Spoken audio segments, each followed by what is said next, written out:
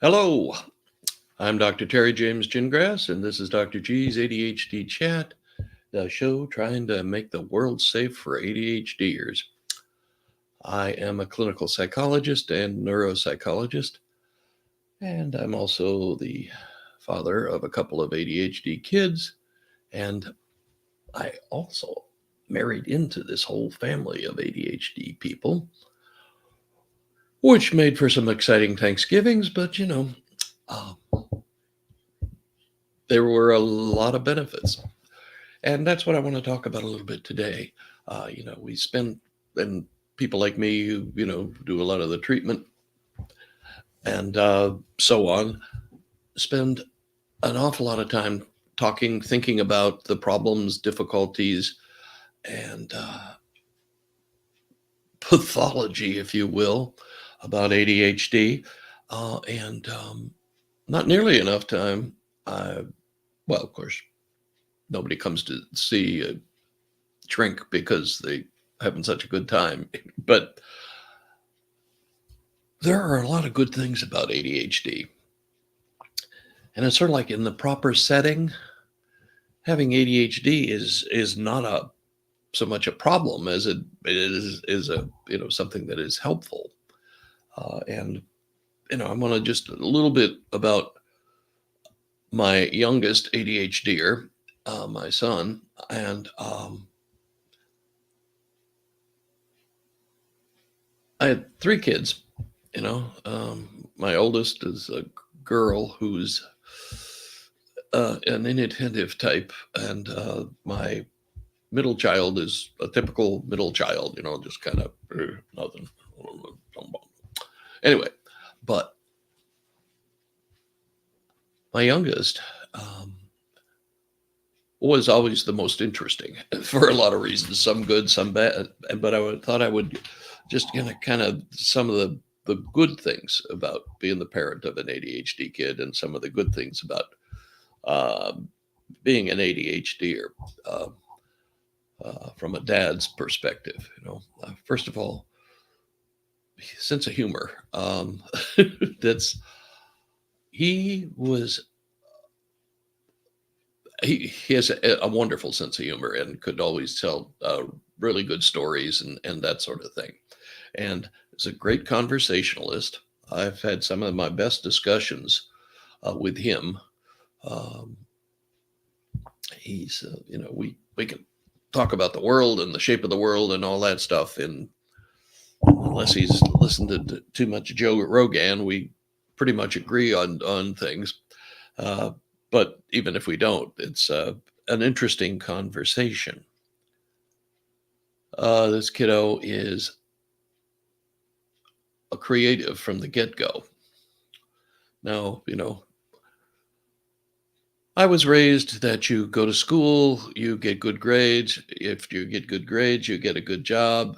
You work for the company, da da da da da, and then you get your gold watch and get to retire to Florida and play golf. Um, we weren't really encouraged to be creatives. Well, my mother sort of wanted me to be a writer, and so I've written a couple of books, but um, that wasn't the priority ever. They go to school, get a degree. That was the thing. But creatives, I mean, I wasn't looking for creativity, but my youngest, was always doing something creative. If you found something lying around that you couldn't quite make out, and it had two paper clips and a popsicle stick and a rubber band, you knew it was one of Brian's. And you didn't dare borrow a pen from him because he was always fixing them so they shot the refill across the room. And he was just always building stuff, putting stuff together, making new things out of stuff that wasn't so well, it just wasn't obvious. He was like my little MacGyver.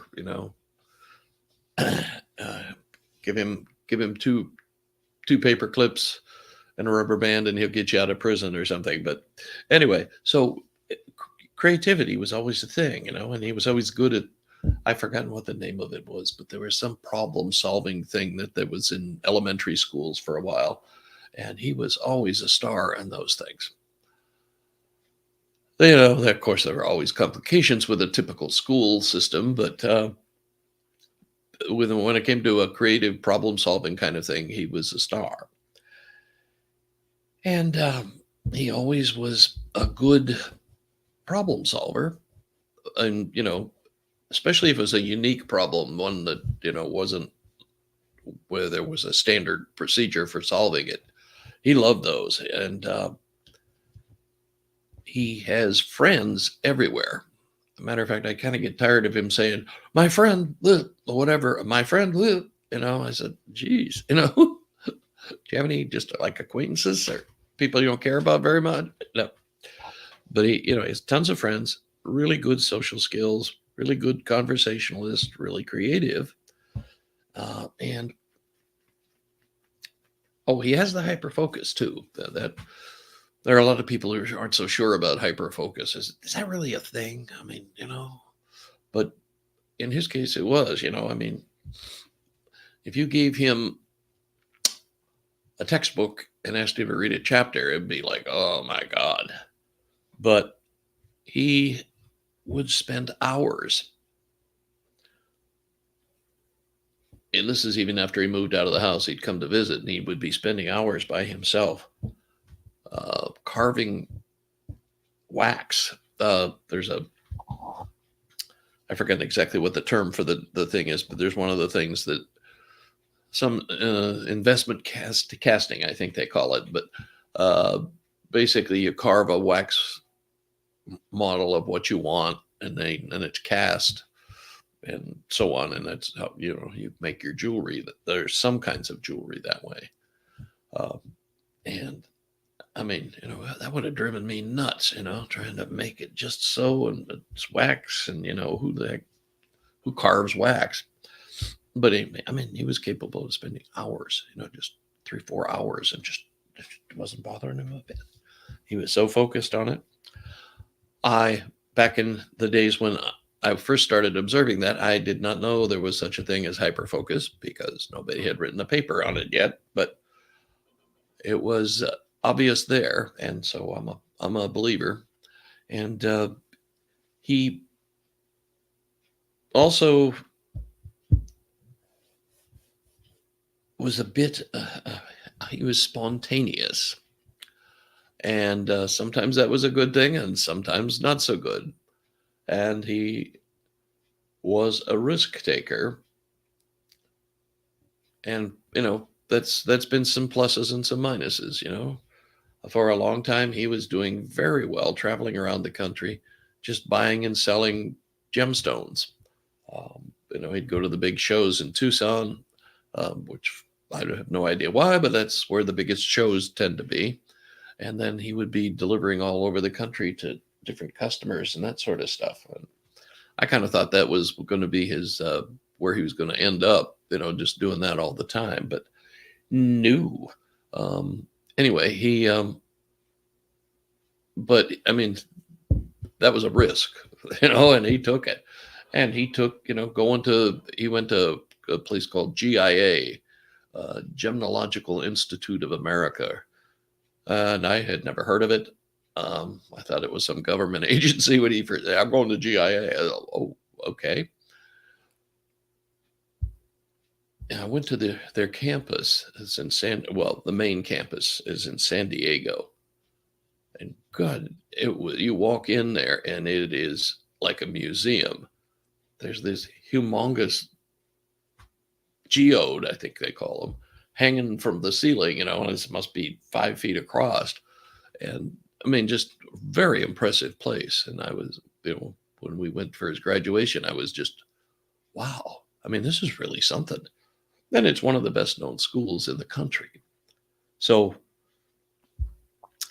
and he was a rock star there. I mean, he went whipping through. I mean, they had a bunch of kids from all different walks in life and all different, some of them were sons of jewelers and their families had been in the gem business for centuries. And, there were some other people who were, their parents had sent them to the Tony colleges and that sort of thing. And then they discovered they didn't really want to do that, whatever they had learned in that school. And so they became students at at GIA. And a lot of them had serious troubles, getting through, because it's very practical. And there's a, thing where you have to be able to identify different gemstones and that sort of thing without any hints or, that kind of thing. And, I just found out, when we were there for graduation, that he was really good at that. And he passed the whole course the first time he took it. And some other kids were on their second or third try. And well, okay. So the big bottom line, I guess, is that your kids with ADHD have all kinds of talents and abilities.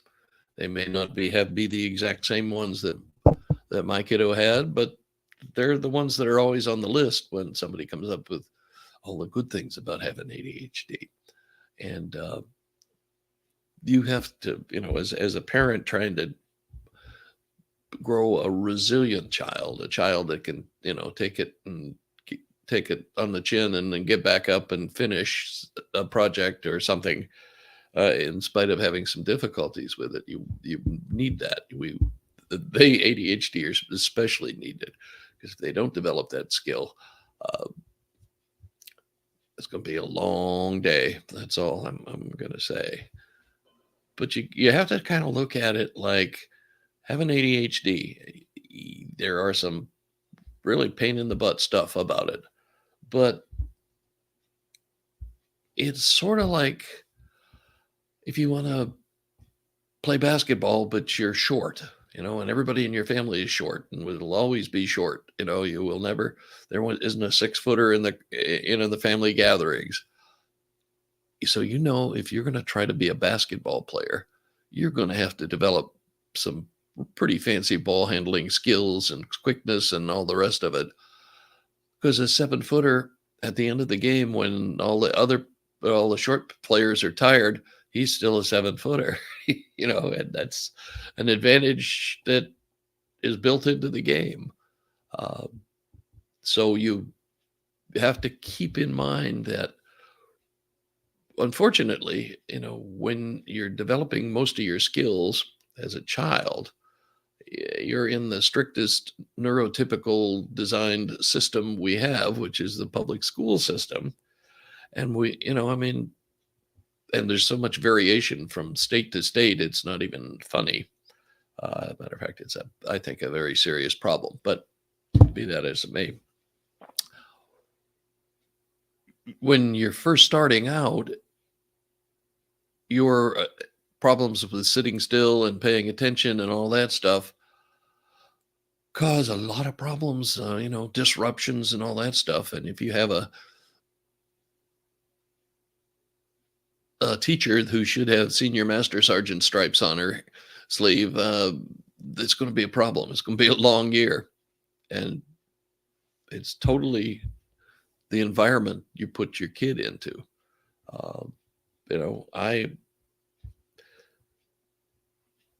I've always, there are some schools that that are better at handling ADHD kids in general, but they're usually the ones that have basically a thing where they learn by solving problems, or by projects, that kind of thing, where the spontaneity, creativity, and that sort of stuff are emphasized. Right now we're on a system that basically emphasizes memorizing things and spitting it back. And for those of us who are good at that sort of thing, hey, perfect. But for those who aren't so good at it, it's a long week to get to Saturday. I mean, and I don't know exactly how we can change it. Well, I know some things we could change, but I think Well, now with, I mean, this, I'm not going to get political. I'm thinking it, but I'm not going to say it.